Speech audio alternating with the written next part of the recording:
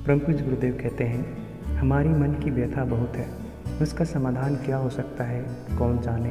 और अपने इस आंतरिक उद्वेग की घड़ियों में यह भी अच्छा ही है कि हम जी खोलकर अपनी बात कह लें और परिजनों को बता सकें कि हम क्या सोचते चाहते और कहते हुए विदा हो सकें।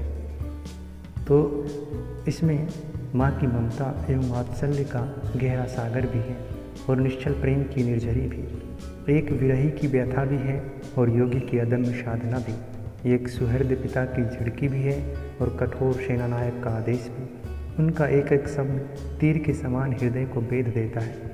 लगता है कि लेख की पंक्तियों के बीच में वे स्वयं ही प्रकट होकर हमसे अंतरंग वार्ता कर रहे हैं।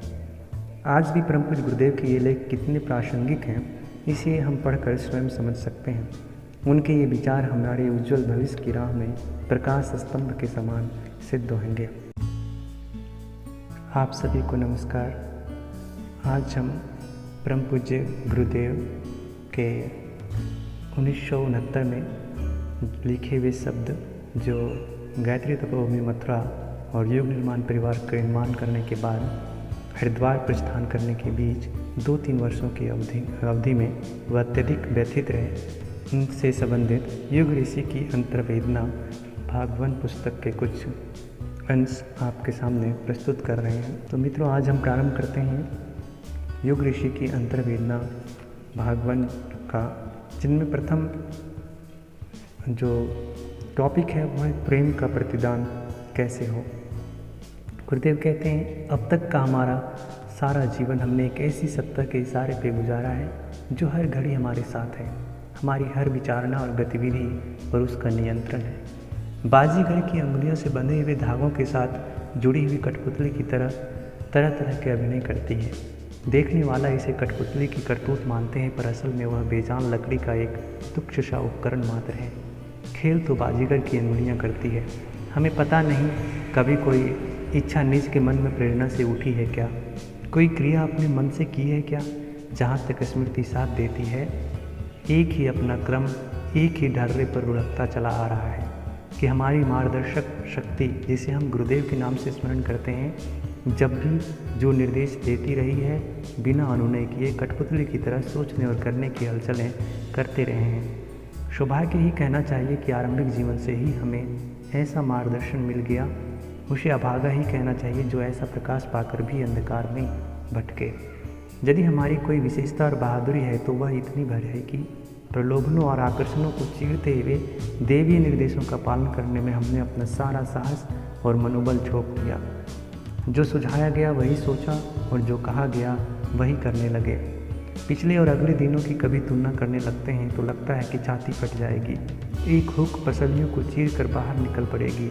कोई अपनी चमड़ी उखाड़ कर भीतर अंतरंग परखने लगे तो उसे मांस और हड्डियों में एक तत्व उफनता दृष्टिगोचर होगा, वह है असीम प्रेम। हमने जीवन में एक ही उपार्जन किया है, प्रेम। एक ही संपदा कमाई है, प्रेम। एक ही रस हमने चखा है, वह है प्रेम। यूँ सभी में हमें अपनापन और आत्मभाव प्रतिबंधित दिखाई पड़ता है, पर उनके प्रति तो असीम ममता है, जो एक लंबी अवधि से भावनात्मक दृष्टि से हमारे अति समीप रहते रहे हैं। उनसे विलग होते हुए कम व्यथा नहीं है।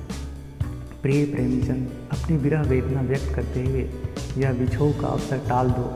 अब तक की तरह आगे भी ऐसे ही बने रहो की बात कहते हैं तो उनकी आत्महत्या और व्यथा भली प्रकार समझ में आती है।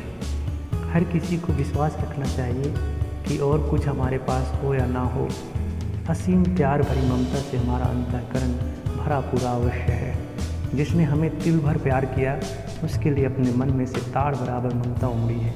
लंबी अवधि से जिसके साथ हंसते खेलते और प्यार करते चले आ रहे हैं, उनसे विलग होने की बात सोचकर हमारा मन भी गाय के बछड़े के वियोग की तरह कातार उठता है। कई बार लगता है कोई छाती में कुछ हुल रहा है और यह वियोग कैसे सहा जाएगा। इसकी कल्पना मात्र से दिल बैठ जाता है। उस असहाय को सहन करने में कितना बोझ पड़ेगा और कहीं उस बोझ से यह टूटा ढांचा चरमरा कर बैठ तो नहीं जाएगा, ऐसी आशंका होती है। ज्ञान और वैराग्य की पुस्तकें हमने बहुत पढ़ी है, माया मोह की निरर्थकता पर प्रवचन बहुत सुने हैं। संसार मिथ्या है, कोई किसी का नहीं है, सब स्वार्थ के हैं आदि आदि ब्रह्म चर्चा में भी सम्मिलित होने का अवसर मिला है।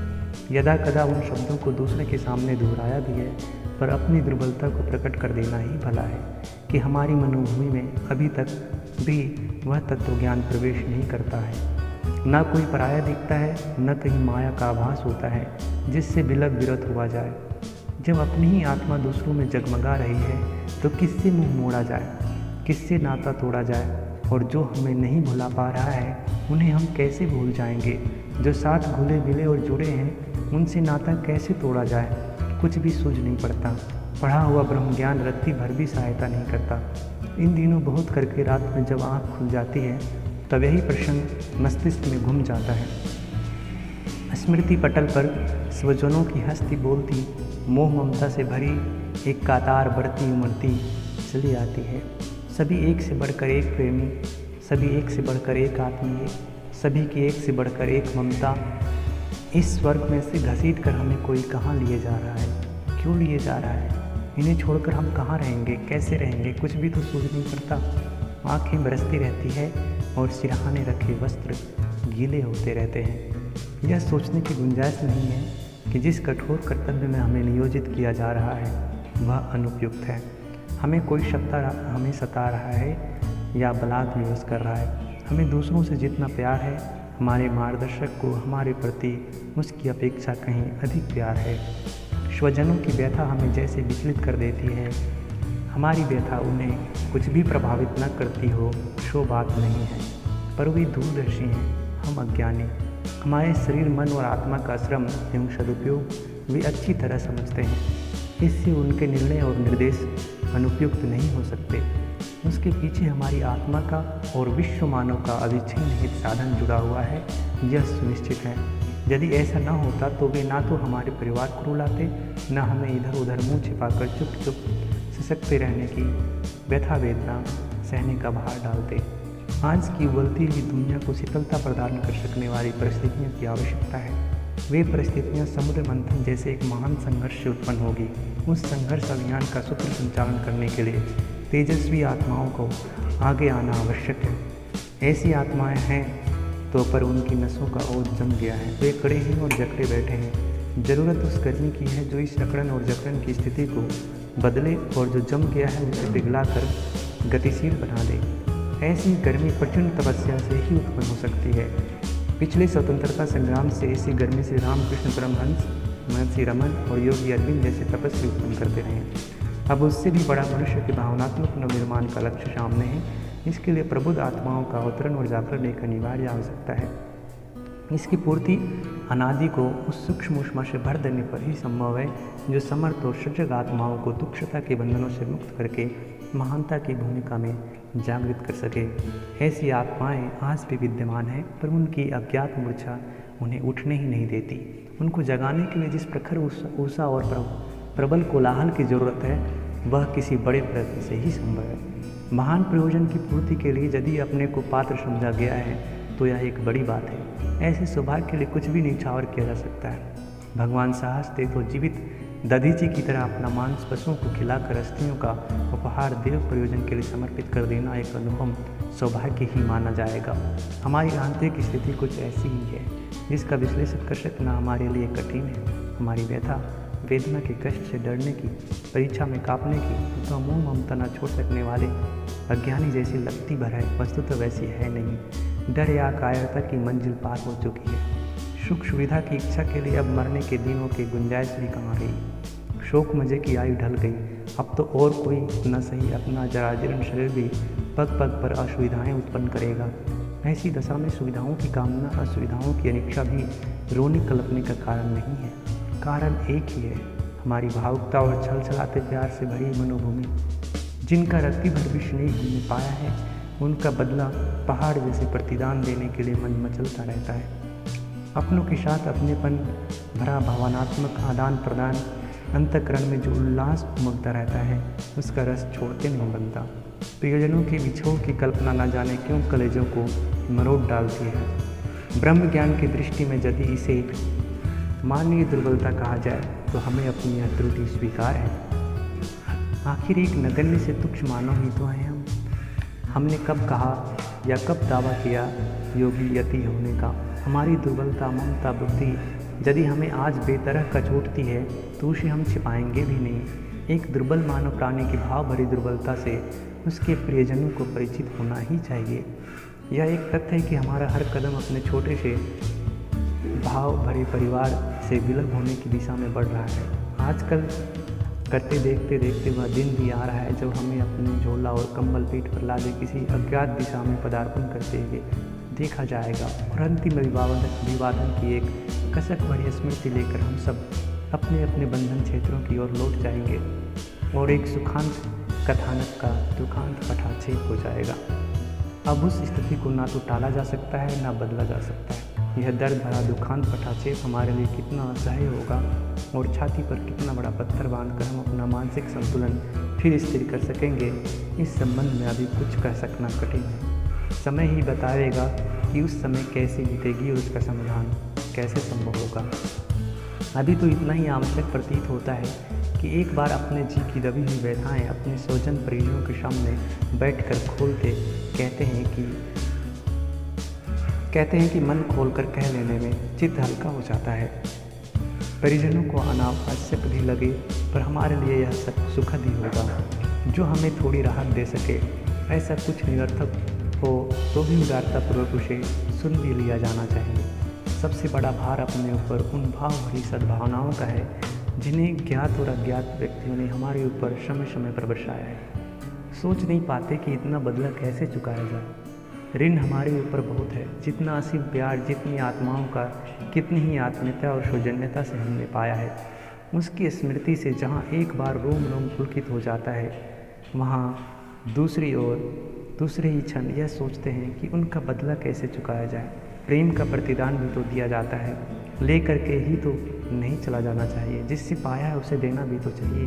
अपना नन्हा सा कलेवर, नन्हा सा दिल, नन्हा सा प्यार, किस किस का कितना प्रतिदान चुका सकना संभव होगा, यह विचार आते ही चित्त बहुत भारी और बहुत उदास हो जाता है। जिनने भी हमारी कुछ सेवा सहायता की है उनकी पाई पाई चुका देंगे। न हमें स्वर्ग जाना है न मुक्ति लेनी है। 84 लाख योनियों के चक्र में एक बार भगवान से प्रार्थना करके इसलिए प्रवेश करेंगे कि इस जन्म में जिसने जितना उपकार हमारा किया हो, जितनी सहायता की हो, उनका एक एक कण ब्याज सहित हमारे उस 84 लाख के चक्र में भुगतान करा दिया जाए। घास फूस, पेड़, लकड़ी, बैल, गाय, गधा, भेड़ आदि बनकर हम किसी न किसी के कुछ काम आते रह सकते हैं और इससे अपने उपकारियों के अनुदान का बदला पूरे अधूरे रूप में चुकाते रह सकते हैं। सद्भावना का भार ही क्या कम है जो किसी की सहायता का भार और उड़ा जाए। यह सुविधा भगवान से लड़ झगड़ कर प्राप्त कर लेंगे, पर जिनने समय पर ममता भरा प्यार हमें दिया है, हमारी तुच्छता को भुलाकर जो आदर, सम्मान, श्रद्धा, सद्भाव, स्नेह एवं अपनत्व प्रदान किया है, उनके लिए क्या कुछ किया जाए समझ में नहीं आता। इच्छा प्रबल है कि अपना हृदय कोई बादल जैसा बना दे और उसमें प्यार का इतना जल भर दे कि जहाँ से एक बूंद स्नेह की मिली हो वहाँ एक प्रहर की वर्षा कर सकने का सुअवसर मिल जाए। मालूम नहीं होता ऐसा संभव होगा कि नहीं। यदि संभव ना हो सका तो हमारी अभिव्यंजना उन सभी तक पहुँचे जिसकी सद्भावना किसी न किसी रूप में हमें प्राप्त भी हो। वे उदार सज्जन अनुभव करें कि उनके प्यार को भुलाया नहीं गया वरन उसे पूरी तरह स्मरण रखा गया। बदला ना चुकाया जा सका तो भी अपरिमित कृतज्ञता की भावना लेकर विदा हो रहे हैं। यह कृतज्ञता का ऋण भार तब तक सिर पर उठाए रहेंगे जब तक हमारी क्षमता कहीं बनी रहेगी। प्रत्युपकार प्रतिदान न बन सका तो प्रेमी परिजन समझे कि उनकी उदारता को कृतज्ञतापूर्वक भुलाया नहीं गया। हमारा कृतज्ञ मस्तक उनके चरणों में सदा विनम्र और विनयावनत बना रहेगा। जिन्होंने हमारे दोष दुर्गुणों के प्रति घृणा न करके केवल हमारे सद्गुण देखे और सद्भावनापूर्वक स्नेह और सम्मान प्रदान किया। धन हमारे पास कभी नहीं रहा, उससे रहने भी नहीं दिया गया। आता तो कई ओर से रहा, पर ब्रह्म वर्चस्व की उपलब्धि में उसे प्रधान बाधा समझकर सदा विदा ही किया जाता रहा। पैतृक जमींदारी बहुत बड़ी थी, समाप्त हुई तो उसके अनुदान में एक बड़ी रकम के सरकारी बॉन्ड मिले। उन्हें इस हाथ ले उस हाथ गायत्री तपोभूमि में दे दिया गया। पत्नी ने भी सभी बहुमूल्य आभूषण हमारी ही तरह दे दिए। कुछ जमीन बच गई, उसे देकर जन्मभूमि में हाई स्कूल बनवा दिया गया। अखंड ज्योति प्रेस की सारी मशीनें गायत्री तपोभूमि का दे चुके हैं। अब केवल साहित्य रहा, सो अपने जाने के पूर्व उसी भी गायत्री तपोभूमि को ही दे देंगे। अब संपदा कुछ बची नहीं है जिसे किसी के नाम वसीयत किया जाए। मन गुरुदेव को और आत्मा परमेश्वर को पहले ही बिक चुके हैं। शेष शरीर रहेगा सो उसका ऐसा उपयोग होना चाहिए जो उसी जन समाज के कुछ काम आए जिसे हमने सदा असीम प्यार किया है। मित्रों, ये परम पूज्य गुरुदेव के पुस्तक योग ऋषि की अंतर्वेदना भाग 1 से हमने प्रस्तुत किया, जो उनके प्रथम शीर्षक था, प्रथम टॉपिक था, प्रेम का प्रतिदान कैसे हो। ये बहुत ही मार्मिक हैं और बहुत ही हृदय को छू लेने वाले हैं, जिन पे हमें बार बार स्मरण रखना चाहिए और उनके इस महान उद्देश्य युग निर्माण योजना की जो पृष्ठभूमि है उसको समझते हुए अपना जितना भी जैसा भी योगदान हो सके उसके लिए प्रयत्नशील होना चाहिए। आप सभी को धन्यवाद, नमस्कार। फिर मिलते हैं अगले वीडियो में।